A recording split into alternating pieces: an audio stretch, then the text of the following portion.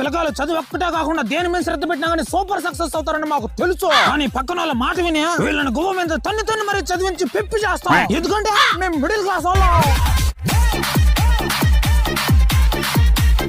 కూతురుకి పెళ్లి చేసేటప్పుడు మంచి మనసున్నోడికి తెలివిగలవాడికి ఇచ్చి పెళ్లి చేస్తే ఆనందంగా ఉంటుందని మాకు తెలుసు. అయినా కానీ బాగా ఆస్తులున్నా ఒక సాడిస్ట్ నాయల్ని వెతికి మరి పెళ్లి చేసేస్తాం. ఎందుకంటే మేము మిడిల్ క్లాస్ వాళ్ళం.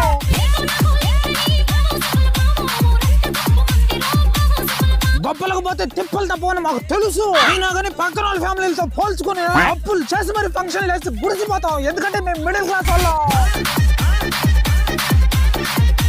ఊళ్ళో 10 మంది పిల్లకాయలు చదివితే 10 మందికి ఒక రకంగా జాబులు రావని మాకు తెలుసు. అయినా కానీ వాడికంత జీతం వీడికంత జీతం అని చెప్పి మా కొడుకుని పీక్కుదంటాం. ఎందుకంటే మేము మిడిల్ క్లాస్ వాళ్ళం.